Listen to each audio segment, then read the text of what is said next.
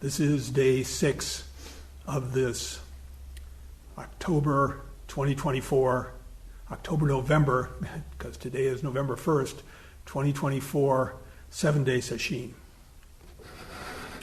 I'm going to read today again some selections from the book Everyday Zen by Charlotte Joko Beck, edited by Steve Smith.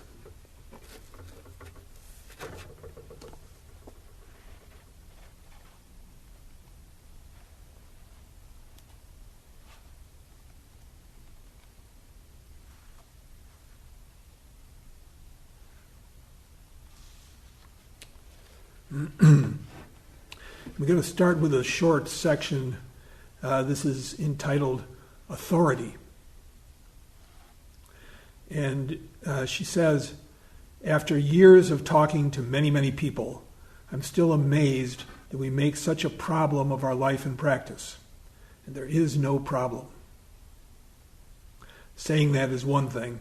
Seeing it is quite another.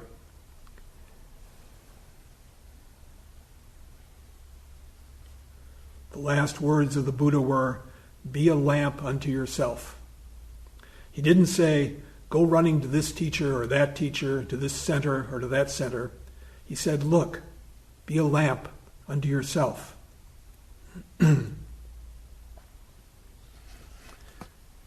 This practice of ours, this work that we do, we're in charge of it. It's our experiment. We're the ones learning about who and what we are. No one else can do that for us.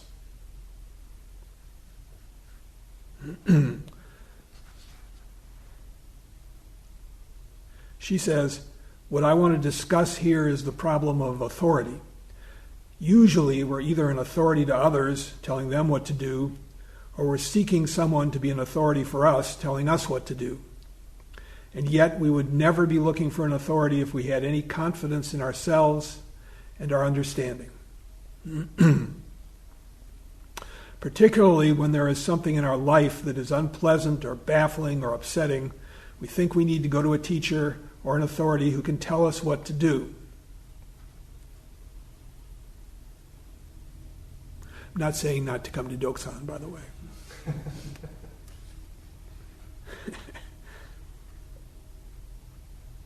Then I'll ask you what you think you should do.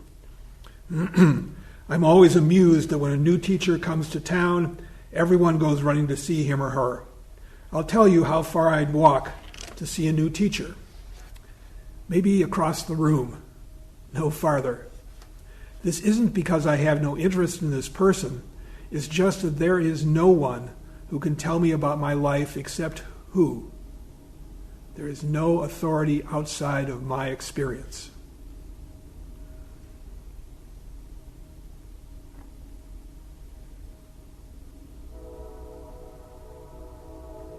We're the ones who know what it is to be in our body. We're the ones who are intimately aware of the particular flavor of thoughts that bombard us. We're the ones that experience the results when we give in to laziness or we give in to fear or when we summon up our courage.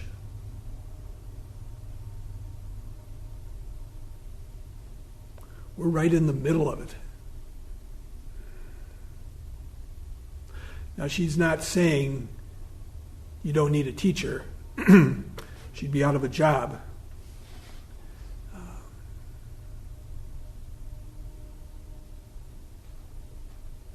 But we need to be lamps unto ourselves.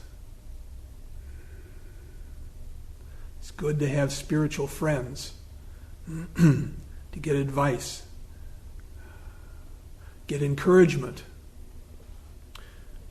Roshi is fond of saying that he thinks he could replace himself in the Doksan room with a sign that just says, "This will pass."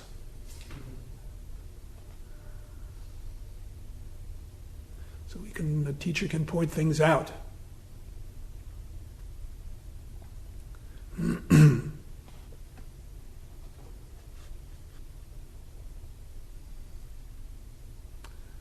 Again, she says, there is no authority outside of my experience.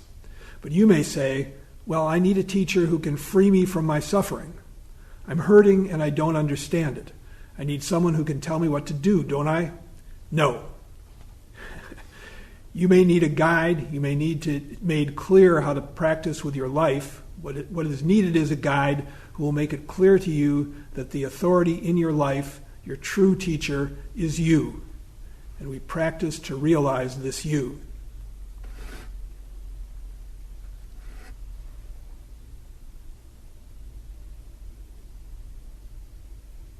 There is only one teacher, life itself.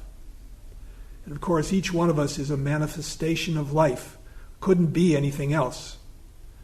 Life happens to be both a severe and an endlessly kind teacher. It's the only authority that you need to trust. And this teacher, this authority, is everywhere. You don't have to go to some special place to find this incomparable teacher. You don't have to have some especially quiet or ideal situation. In fact, the messier it is, the better. The average office is a great place. The average home is perfect. Such places are pretty messy most of the time. We all know from firsthand experience. That is where the authority is, the teacher.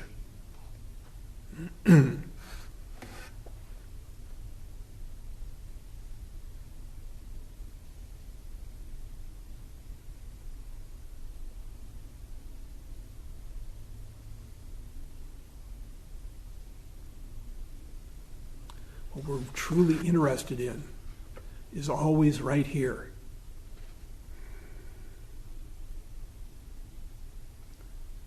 Don't need to wait for anything. Life serves itself up to us on a silver platter. Sometimes it rubs itself in our face. She says this is a very radical teaching, not for everyone. People often turn away from such a teaching. They don't want to hear it. What do they want to hear? Until we're ready, which usually means until we've suffered and have been willing to learn from the suffering, we're like baby birds in a nest. They open their mouths upward and they want to be fed. And we say, please stuff your wonderful teaching into me. I'll hold my mouth open, but you put it in. What we are saying is, when will mommy and daddy come? When will a great teacher, a supreme authority, come and stuff me with that which will end my pain and my suffering? The news is, mommy and daddy have already come. They're right here. Our life is always here. But since my life may look to me like discomfort, even dreariness, loneliness, depression, if I actually were to face that, who would want that? Almost no one. But when I can begin to experience this very moment, the true teacher, when I can honestly be each moment in my life, what I think, feel, this experiencing will settle itself into just this, the joyful samadhi of life, the Word of God. And that is Zen practice. We don't even have to use the word Zen. Don't even have to use the word practice. Experiencing this very moment, which is always available. Even when we feel confused, feel we don't know what to do, there it is. That's it. That very confusion. We keep turning away from this moment, looking for something else, something better, something we've seen in the past, something we imagine.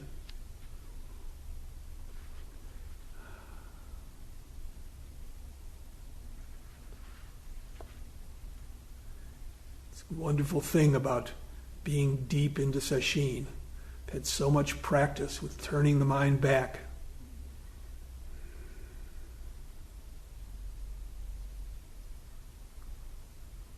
If we're lucky, we begin to notice that when we're present, when we're not caught up in a story, feelings of lack, things will shift.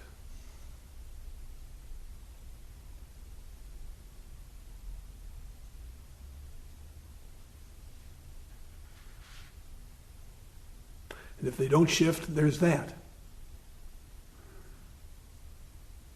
It's always what it is. Right now, it's like this.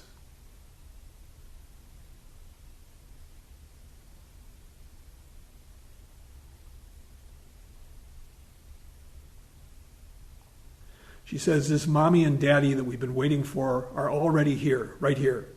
We can't avoid the authority even if we want to. When we go to work, it's right there. When we're with our friends, it's right there. When with our family, it's right there. Do Zazen constantly. Pray constantly. If we understand that each moment of our life is the teacher, we won't avoid doing that. If we truly are each moment of our life, there is no room for an outside influence or authority. Where could it be? When I am just my own suffering, where is the authority?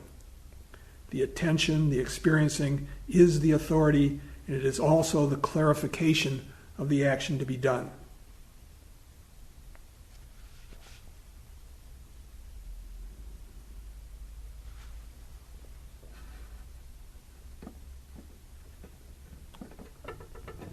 It reminds me of something that Ajahn Chah said.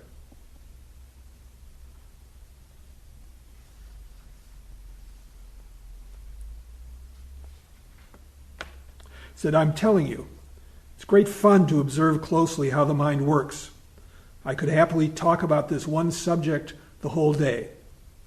When you get to know the ways of the mind, you'll see how this process functions and how it's kept going through being brainwashed by the mind's impurities. I see the mind as merely a single point. Psychological states are guests who come to visit this spot. Sometimes this person comes to call, sometimes that person pays a visit. They come to the visitor center. Train the mind to watch and know them with the eyes of alert awareness. This is how you care for your heart and mind. Whenever a visitor approaches, you wave them away. If you allow them to enter, where are they going to sit down? There's only one seat, and you're sitting in it. Spend the whole day in this one spot. This is the Buddha's firm and unshakable awareness that watches over and protects the mind. You're sitting right here. Since the moment you emerged from the womb, every visitor that's ever come to call has arrived right here. No matter how often they come, they always come to this spot, right here. Knowing them all, the Buddha's awareness sits alone, firm and unshakable. Those visitors journey here seeking to exert influence, to condition and sway your mind in various ways. When they succeed in getting the mind entangled in their issues, psychological states arise. Whatever the issue is, wherever it seems to be leading, just forget it. It doesn't matter. Simply know who the guests are as they arrive. Once they've dropped by, they'll find that there is only one chair, and as long as you're occupying it, they will have nowhere to sit down. They come thinking to fill your ear with gossip, but this time there's no room for them to sit. Next time they come, there will also be no chair for them. No matter how many times these chattering visitors show up, they always meet the same fellow sitting on the same spot. You haven't budged from that chair. How long do you think they will continue to put up with this situation? In just speaking to them, you get to know them thoroughly. Everyone and everything you've ever known since you began to experience the world will come for a visit. Simply observing and being aware right here is enough to see the Dharma entirely. You discuss, observe, and contemplate by yourself.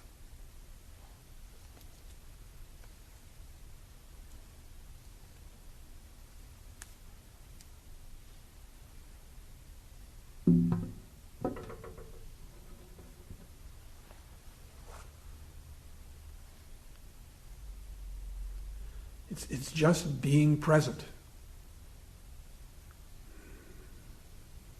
It's so easy to spin off from what's right here the minute we get into not liking or hoping or wishing, regretting.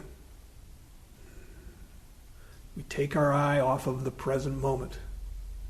We don't have to do that. Life is managed quite well when we're aware of what's going on. Always we can feel it in the body. We start to fly off. It's that compassionate alarm clock, sudden feeling of dis-ease. We know we're caught up. And then coming back, it's right here. The practice is right here, whatever it is.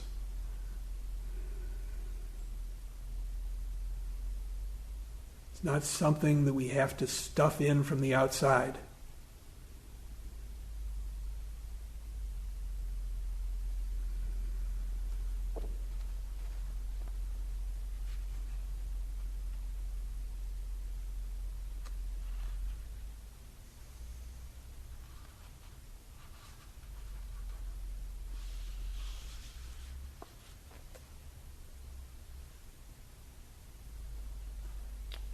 Joko adds one more thing here.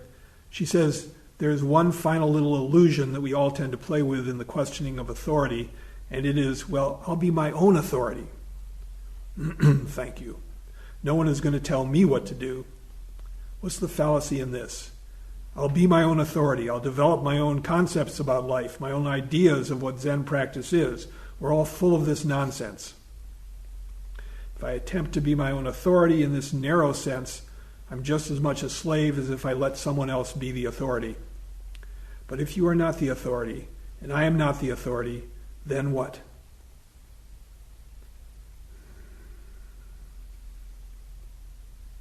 We've already talked about this.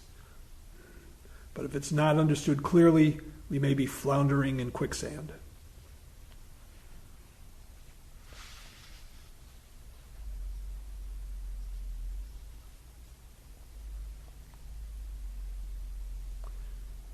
It's a dicey business being your own authority. And yet, the Buddha said, be lamps unto yourselves. The problem is when we start to get doctrinaire, start to think I know more than I do. What we know is what we directly experience. But our opinions are another matter. And that's why it is important to have a teacher, not to tell you exactly how to do your experiment, not to give you a technique, not to fill you full of doctrine, but to point you back to yourself, to encourage you, and to tell you, this too shall pass.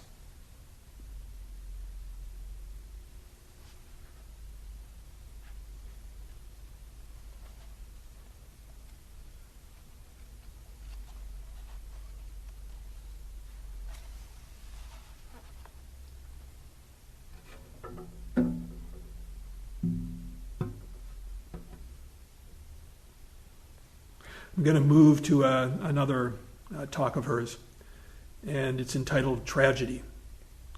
According to the dictionary, a tragedy is a dramatic or literary work depicting a protagonist engaged in a morally significant struggle, ending in ruin or profound disappointment.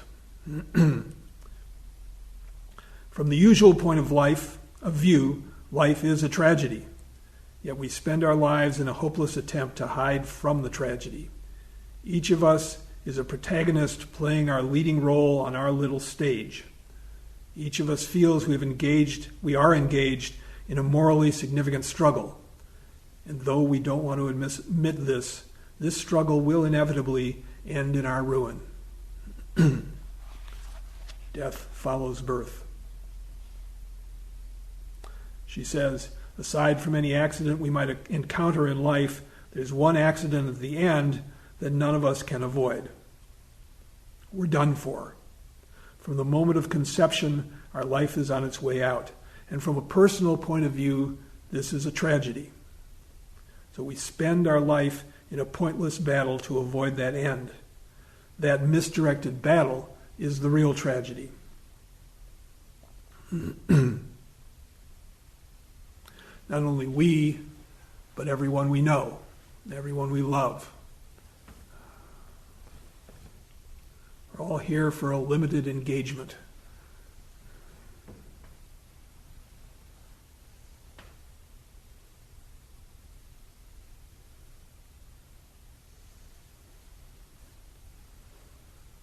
We may think that we've taken that in, and then we get the diagnosis, or someone we know, loved one dies, and then it's real in another way, isn't it? The Buddha classified practitioners as those who hear of someone dying in a distant village and they get it. They turn their mind to practice. Others, someone dies in their village, or someone dies in their family, or they themselves are on their deathbed.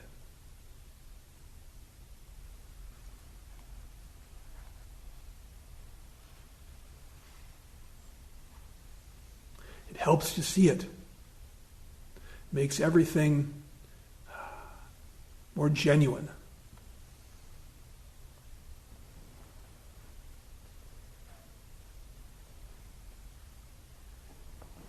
This life is precious. It doesn't come again. Our days are precious. Our friends, family. But when we're running away, we can't appreciate it. We can't see it. We're caught up in a dream.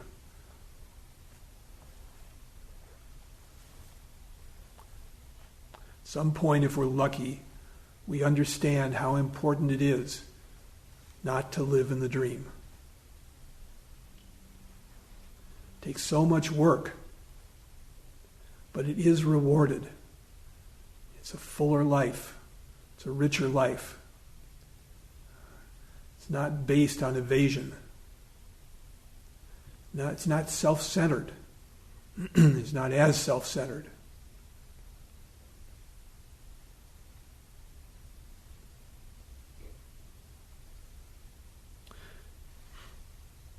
She says, suppose we live near the ocean in a warm climate where we can swim all year, but in water where there are sharks. If we're smart, we'll research where the sharks are likely to hang out, and then we'll avoid that area. But sharks, being sharks, sooner or later, one may stray into our swimming area and find us. We can never be certain. If a shark doesn't get us, the riptide may. We may swim a lifetime and never encounter a shark, yet worry about them can poison all our swimming days. There's a story about a fellow who went out on a research boat into the ocean, and he was going to put on scuba gear and go down into the water, and there were sharks there, and his guide was a marine biologist, and he looked to him for advice, and the biologist told him, don't worry, the shark will make all the decisions.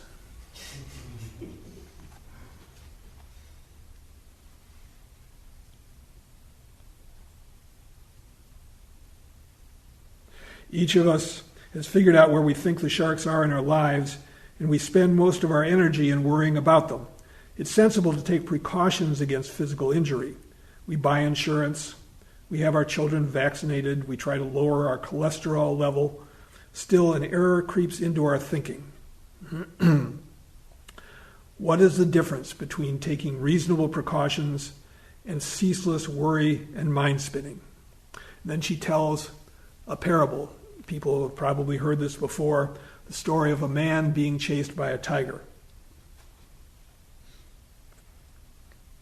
So the guy runs away from the tiger, not going to make it, but he comes to a cliff, and he goes over the edge of the cliff and grabs onto a vine.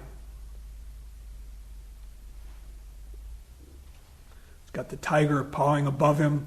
He looks down below, and there's another tiger at the base of the cliff, waiting for him to fall. And then in this story, there are two mice gnawing at the vine. Where is this story going? At that moment, he spotted a luscious strawberry, and holding the vine with one hand, he picked it and ate it. It was delicious. And Joko asks, what finally happened to the man? We know, of course. Is what happened to him a tragedy? She says, notice the man being chased by a tiger didn't lie down and say, oh, you beautiful creature, we are one. Please eat me. The story is not about being foolish, even though on one level the man and the tiger are one. The man did his best to protect himself, as we all should. Nevertheless, if we're left hanging on that vine, we can either waste that last moment of life or we can appreciate it. And isn't every moment the last moment? There is no moment other than this.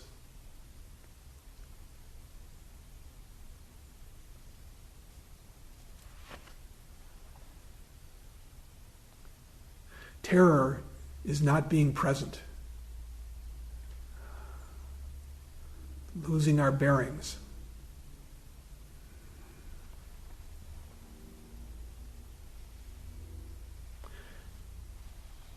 Joko says it's sensible to take care of our own mind and body.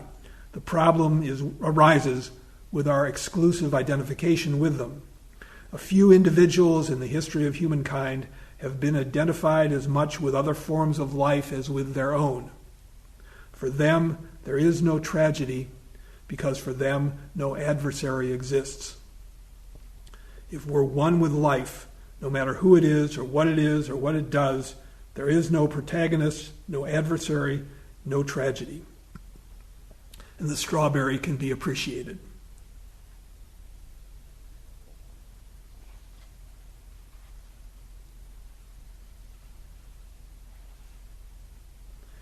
When our identification with mind and body is loosened and to some degree seen for what it is, we become more open to the concerns of others, even when we don't agree with them, even when we have to oppose them.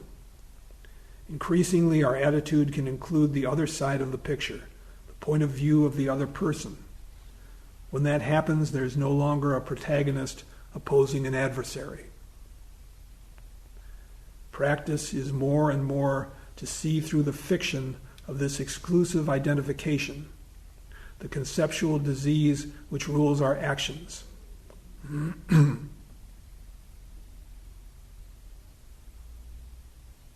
As we do Zazen, we have a precious opportunity to face ourselves, to see the nature of the false thinking which creates the illusion of a separate self. That is our problem, our sense of separation.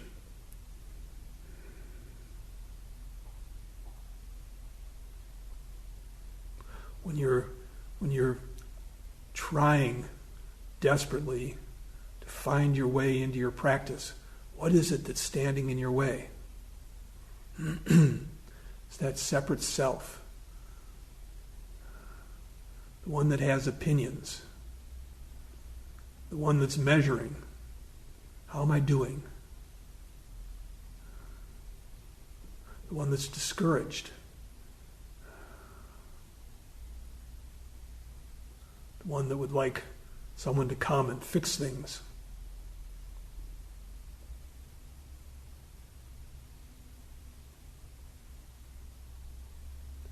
You can't become present when you don't want to be present. You can't really want to be present when you're not willing to go through the tough stuff. To be bored. To be blocked. and just to be that. There's a shift. It's a slight shift between feeling like you're stuck and just being stuck.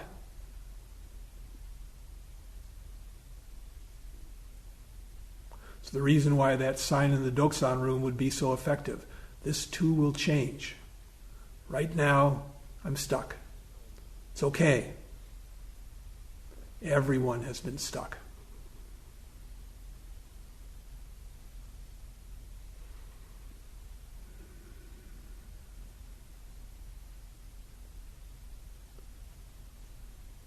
In any moment, we can wake up.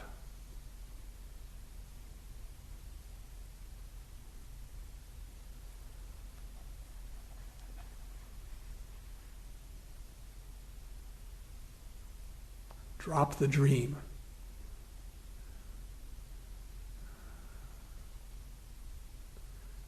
Drop our ideas of the projected outcome. Stop looking into the future.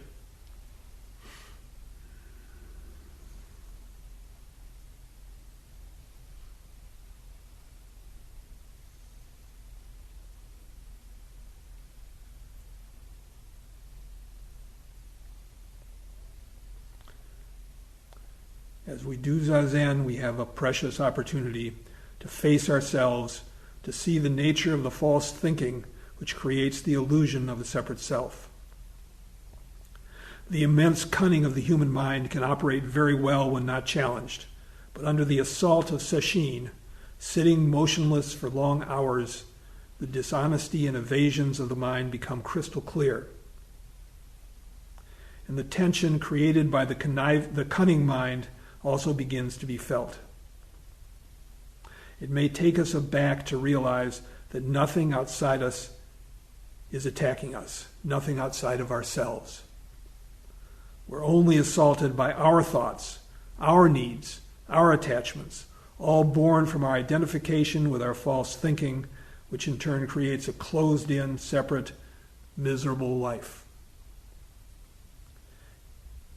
In daily sitting, we can sometimes avoid this realization, but it's hard to avoid it when we sit 8 hours a day or 10 hours a day. And the more days we sit, the harder it is.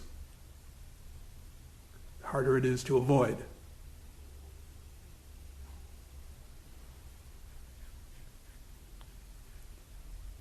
As we patiently practice, experiencing our breath, whatever the practice is, a realization is born not intellectually, but in the very cells of our body.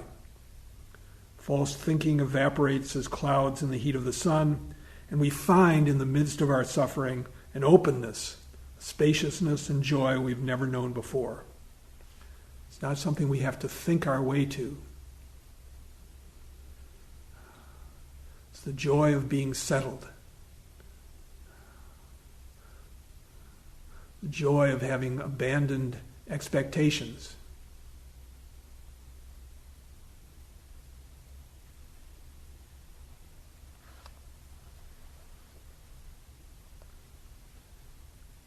My daughter has a dog that got loose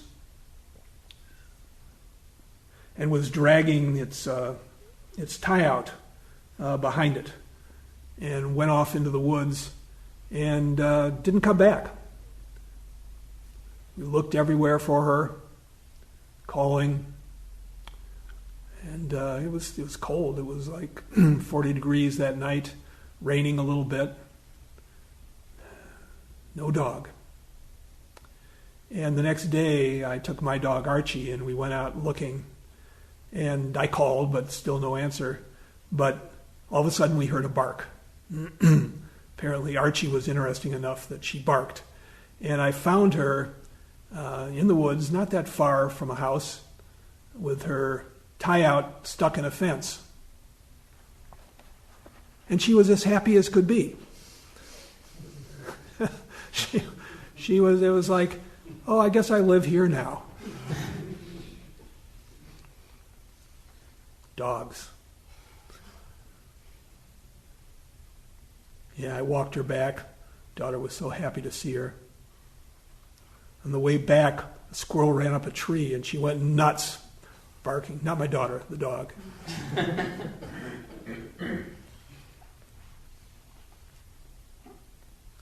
No problem. I'm stuck here, and yeah.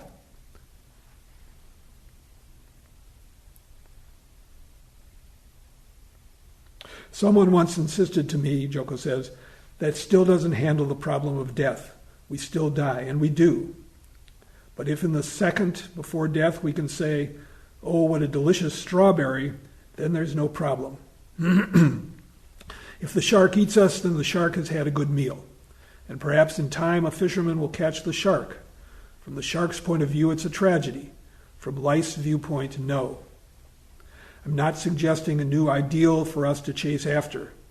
The man running away from the tiger, shaking with fear, is the Dharma.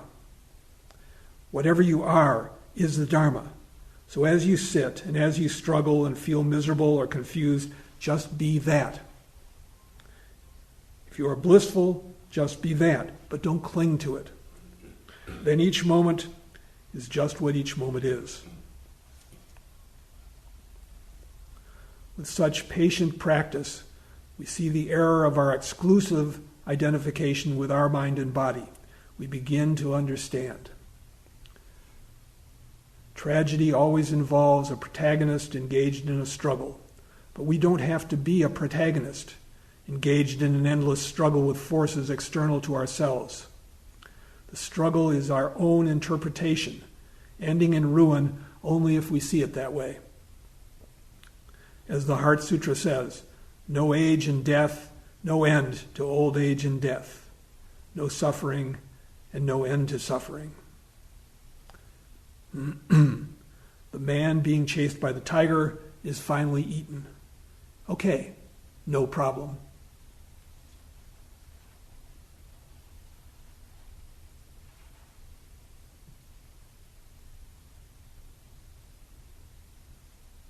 Took me so long to be able to understand a little bit that parable. Just couldn't get over the fact the guy's going to die.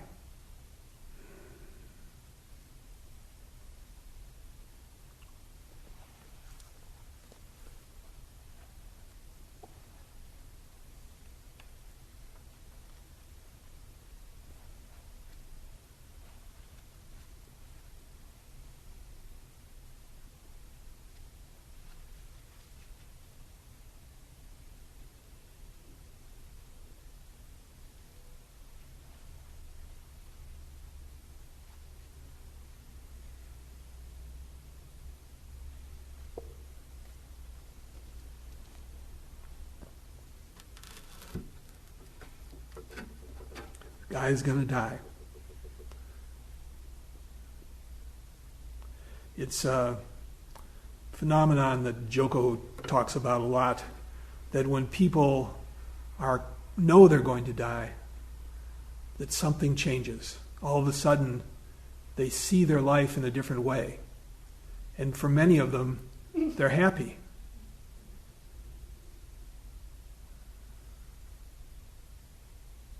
They finally know what it's about.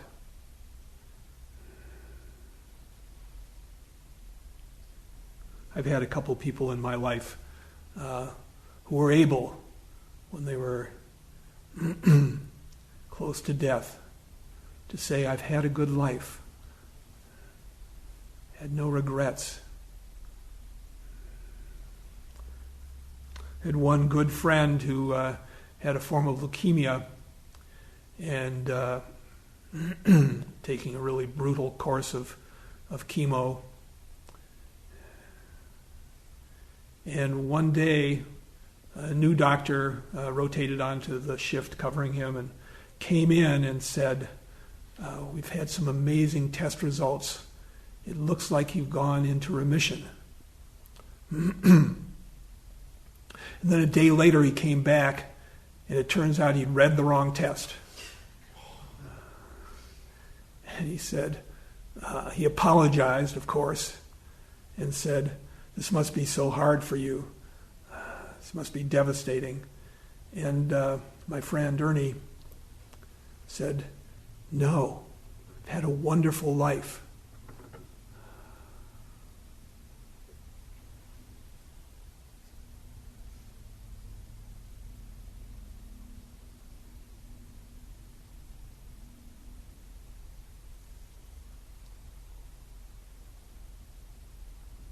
A lot of the fruit of practice is that we no longer torture ourselves.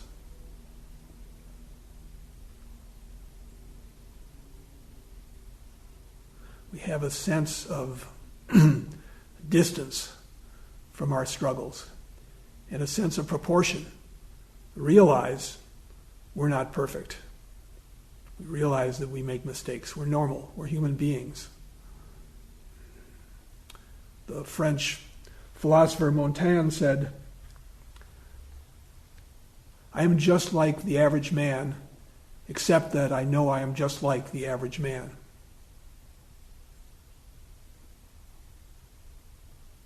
And Anthony DeMello says, "I'm an ass, you're an ass."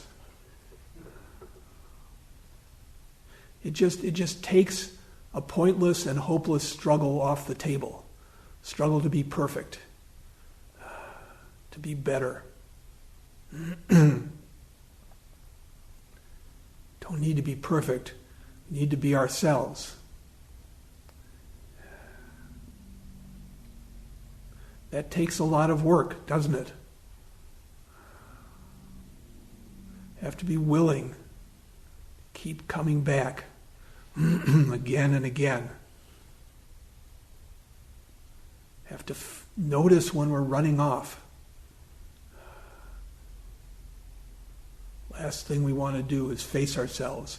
But that's where the refuge is. Can't run away to a refuge. We are the refuge. Be lamps unto yourself.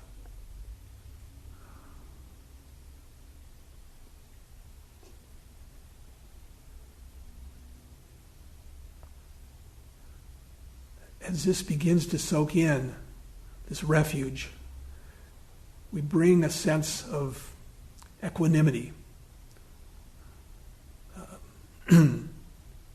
Guogu, the Chinese teacher, Zen teacher, says contentment. We're able to practice out of a sense of contentment because we're okay with things as they are. From that base, we can work so hard. We can be so thorough.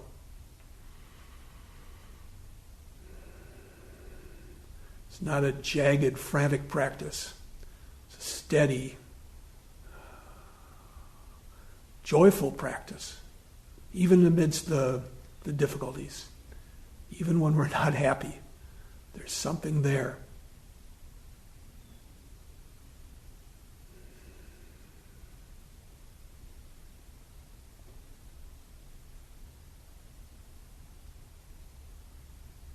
There's joy in just forgetting about results.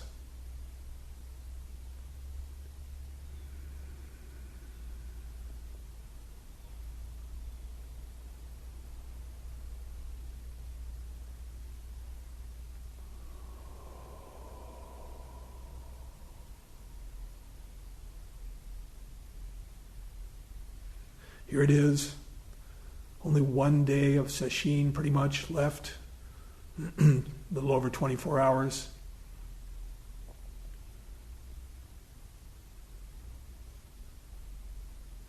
These last rounds of sitting are precious. Whatever comes, you need to take it in, open to it.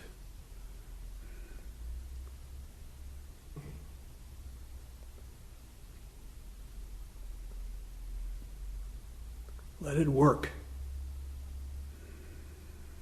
Follow this path. Follow like a stream. A thin trickle of water, slowly working its way, meeting with obstacles, finding its way around them.